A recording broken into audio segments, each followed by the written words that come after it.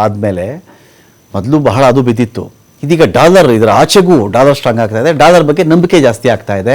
Safe zone ಅಂತ ಅದನ್ನ ಇಟ್ಕೊಳ್ಳೋಣಪ್ಪ, ಏನು ಸಮಸ್ಯೆ ಇಲ್ಲ ಅಂತ ಹೇಳಿ ಜನ ಡಾಲರ್ ಕಡೆಗೆ ಹೋಗ್ತಾ ಇದ್ದಾರೆ. ಭಾರತದ ರೂಪಾಯಿ ಕಥೆ ಇದೆಯಲ್ಲ, ಭಾರಿ ಕುಸಿತ ಆಗಿದೆ. ಯುದ್ಧದ ಕಾರಣದಿಂದ ಭಾರತದಲ್ಲಿ ರೂಪಾಯಿ ಬೆಲೆ ಡಾಲರ್ ಎದುರುಗಡೆ 93 ರೂಪಾಯಿ 40 ಪೈಸೆ ಆಗಿದೆ ಒಂದು ಡಾಲರ್ಗೆ.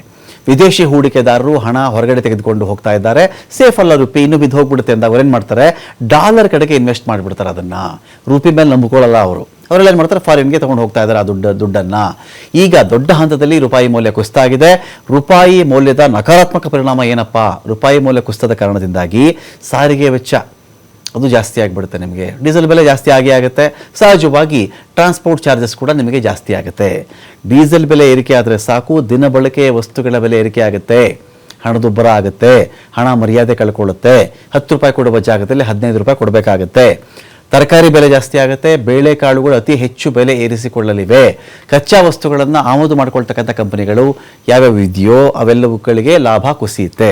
ವಿದೇಶಿ ಬ್ಯಾಂಕ್ಗಳಿಂದ ಸಾಲ ಪಡೆದಂಥ ಕಂಪನಿಗೆ ಬಡ್ಡಿ ಪಾವತಿ ಮಾಡೋದು ಕಷ್ಟ ಆಗುತ್ತೆ. ರೂಪಾಯಿ ಮೌಲ್ಯ ಸಕಾರಾತ್ಮಕ ಪರಿಣಾಮ ಏನಪ್ಪ ಅಂತ ನೋಡಿದ್ರೆ, ವಿದೇಶಕ್ಕೆ ರಫ್ತು ಮಾಡಿಕೊಂಡು ಡಾಲರ್ ರೂಪದಲ್ಲಿ ಹಣ ಪಡೆಯೋದ್ರಿಂದ ಲಾಭ ಆಗುತ್ತೆ.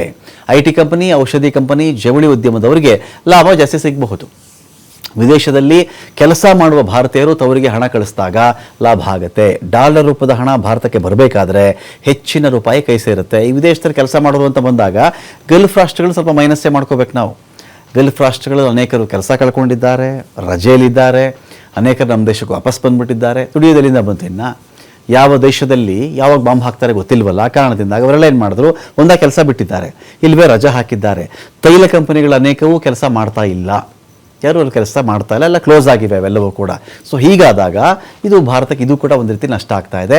ವಿದೇಶಿ ಪ್ರವಾಸ ದುಬಾರಿಯಾದಾಗ ದೇಶದ ಒಳಗಿನ ಪ್ರವಾಸಿ ತಾಣಗಳಿಗೆ ಆದ್ಯತೆ ಸಿಗಬಹುದು. ಇದರಿಂದ ಸ್ಥಳೀಯ ಪ್ರವಾಸೋದ್ಯಮ ಚೇತರಿಸಿಕೊಳ್ಳೋದ್ರಿಂದ ಸ್ವಲ್ಪ ಮಟ್ಟದ ಲಾಭ ಆಗುತ್ತೆ ಅಂತ.